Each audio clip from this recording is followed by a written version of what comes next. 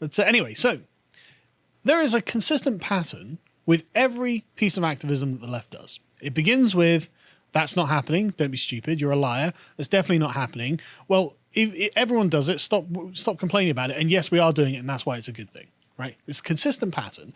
And we have arrived at you are grooming? No, we're not grooming. Yes, you are. Oh, everyone grooms. You're still grooming? Yeah, well, it's good to be a groomer. We've arrived at the position now where people on the left, the sort of the vanguard of the activist left, are like, yeah, well, maybe grooming's a good thing.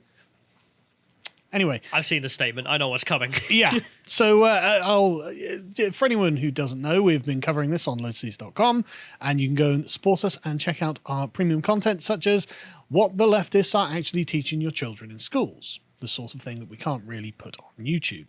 Obviously, they're priming them to be debauched by this. Anyway, so let's begin with the definition of what a groomer is, because, I mean, just go to the Oxford English Dictionary if that's a legitimate source on definitions of things. There are two, obviously. The first one is the things you do to keep your clothes and hair neat and clean, or keep an animal's fur or hair clean. So, yeah, that's one definition, but not the one that we're really talking about when we call the left groomers, is it? The second one is the process in which an adult develops a friendship with a child, particularly through the internet, with the intention of having an illegal sexual relationship. They're not saying that you have very neat hair. They're saying that you're a bunch of pedos who want to meet children. If it was an MSNBC news director? NBC, yeah. NBC, sorry, news director. What it happened at CNN as well, and it just keeps happening. But that's just at the major level. You also have at the schools, where they're not just wanting to do that and that happens. It's also grooming them into their ideology. Yes. Which is also now an illegal relationship with a child. At least in Florida. Yeah. Anyway, so let's talk about the process of grooming, because I think this will remind you of some political activism that's been going on. This is an Australian children's charity who are trying to prevent paedophiles from getting access to children. And so the left took this personally. And the left took this personally. And so they just give us a more expanded definition of what we're talking about. Grooming describes the preparation phase of child sexual assault and exploitation undertaken by a perpetrator to gain the trust of a child or young person and to establish secrecy and silence. Been a few of those, haven't there? I'm your parent now. Don't tell your parents that you're trans. We'll keep it just between us. It's pretty ominous. It is not always that the child or young person who is groomed. Parents and carers or other significant adults, including organizations, may also be groomed by someone intending to harm a child, like Disney. Like, seriously. Or the entire school. Exactly. Or just the entire political wing of the left in politics. Grooming may cause a child to feel though they have an important or special relationship with the person who is harming them. I'm your parent now. You're special to me. Now let's go get the surgery. They may experience confusion of the nature of their relationship. And I tell you what, if there's one thing about left-wing politics these days, it's confusion. Like, come on, you can hardly say these kids are giving you informed consent. They internalize the abuse as their fault, feeling responsibility for any harm experienced and fear they will be blamed, punished, not believed. What are we talking about? Come on. That's just exactly... If I say I'm no longer trans, I get in trouble. You know, it's me. I'm the person with the confused feelings. If I go to the authorities and say I was raped, you have to keep that to yourself because that will harm the trans identity, such as in that school.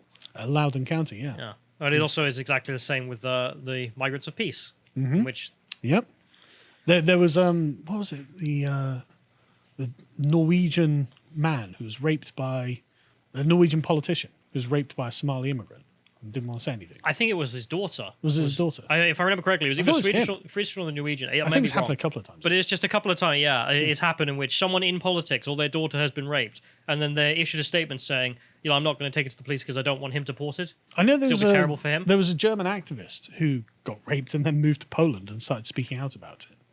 Well, where else are you going to move? Like, if you're in Europe, you've got one place left, really. Yeah.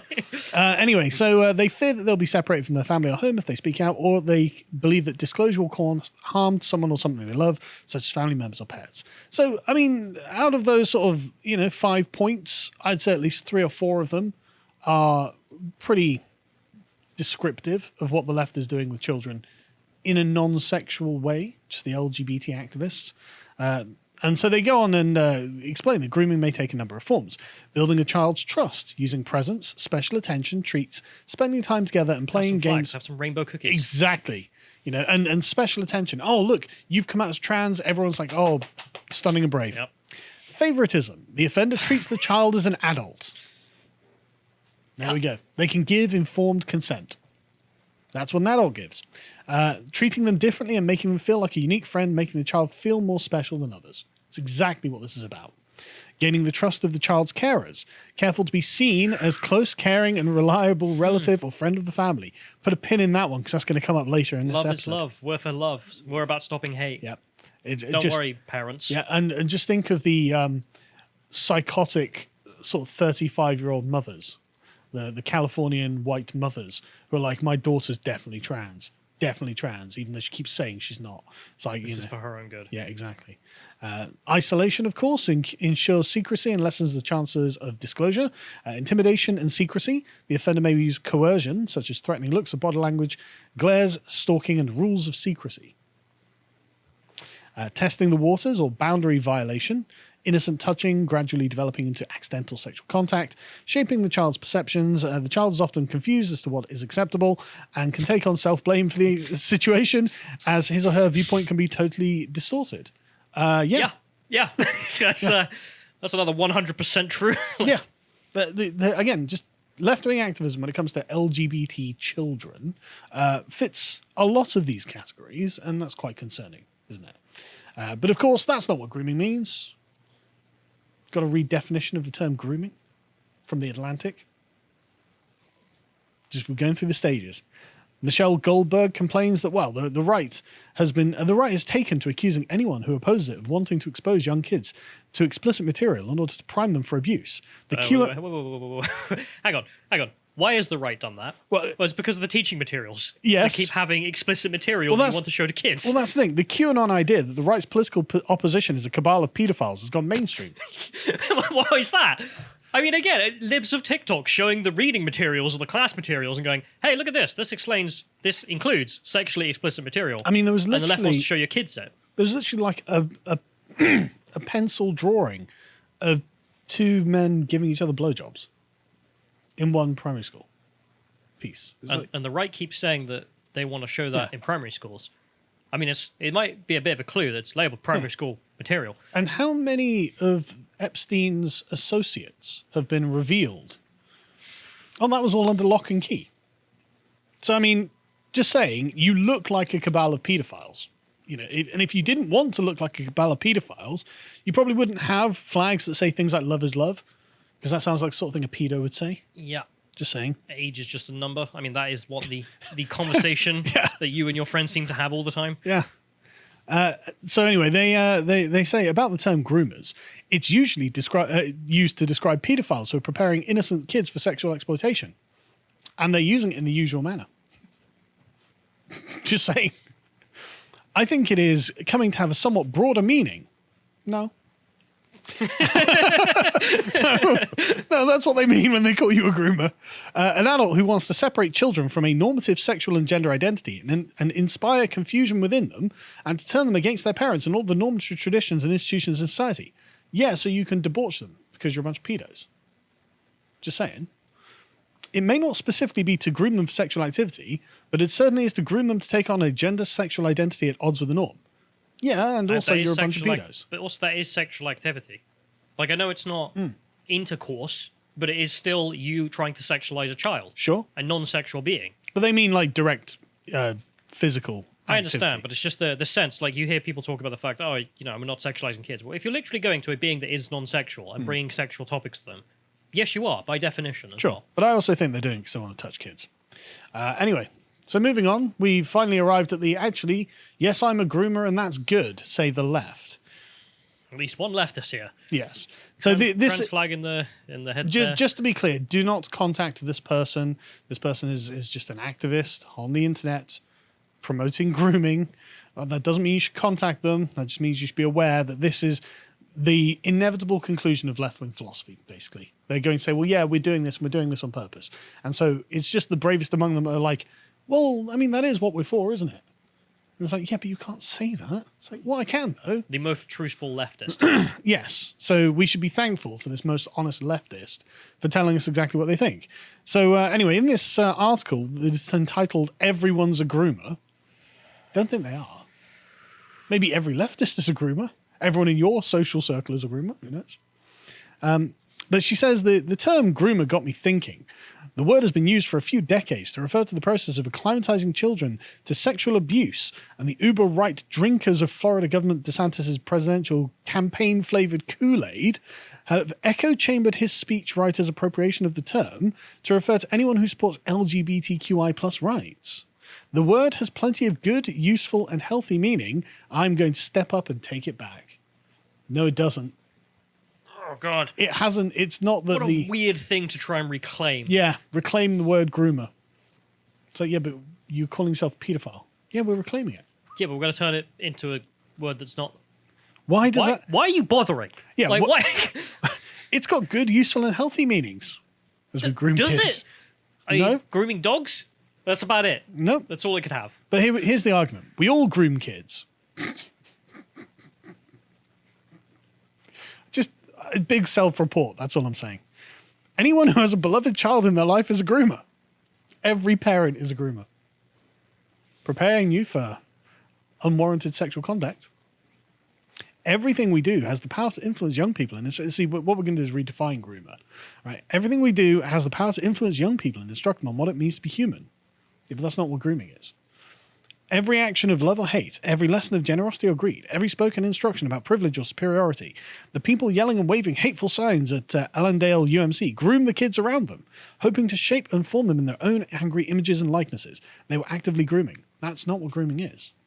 Well, you can argue you can groom someone into an ideology, but that is also true Sure. of these people. It just so happens at the same time that your ideology is explicitly sexual. Yes. I mean, you're obsessed with queer theory and kids, and no one else is. Yes. No. Even you say hateful people. I don't know who the hell that is, but let's say you got some hateful people. They don't generally talk about, well, even hetero theory in kids. It's not a thing. But even then, it's not grooming because it's not something that is for your personal good. What it is for the good of the child. Right? When you're raising a child, you're doing it in their best interest, and it's in their best interest that they get the best start in life.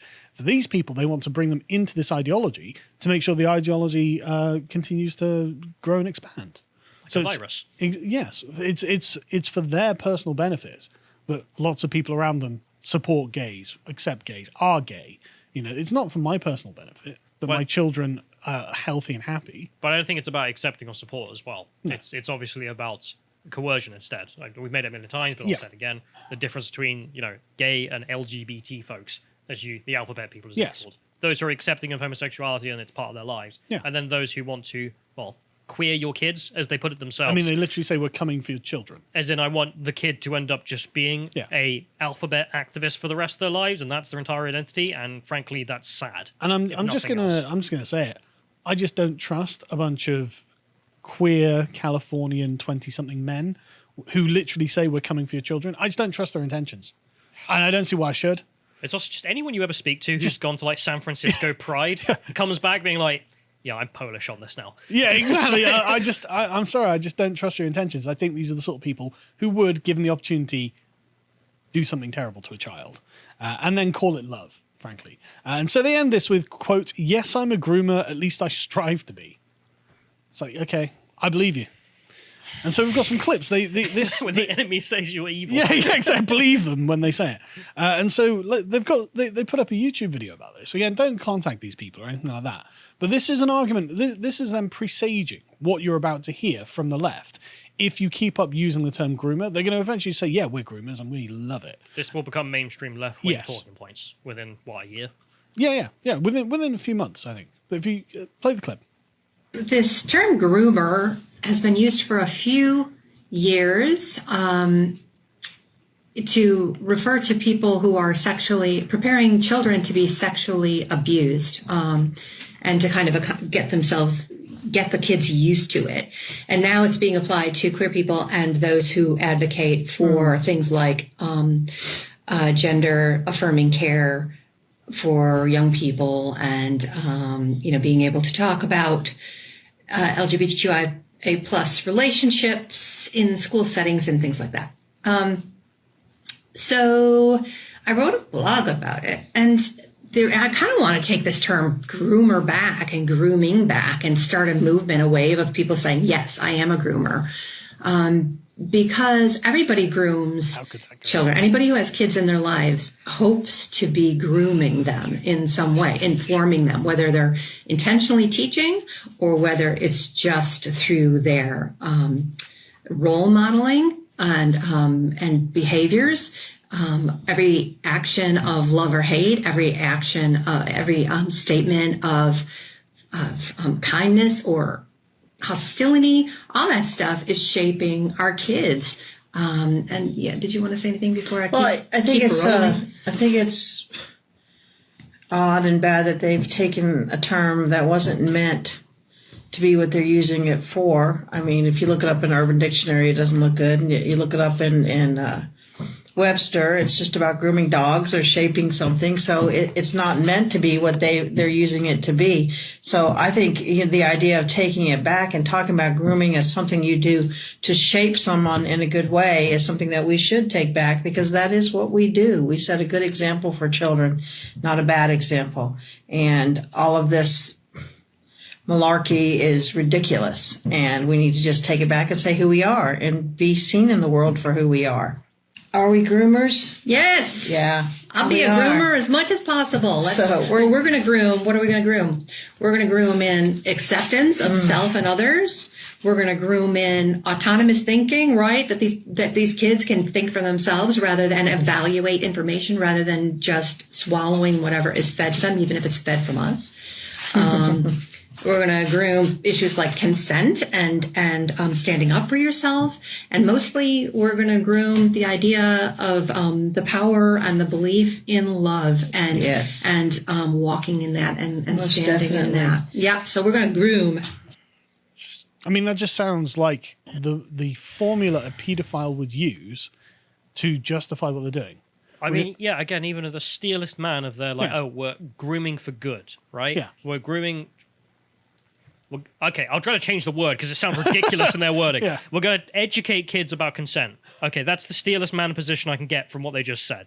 The strongest point. And even then, why on earth are you talking to non-sexual beings about consent? Children can't consent. Exactly. I mean, we're going to teach them about, what was it?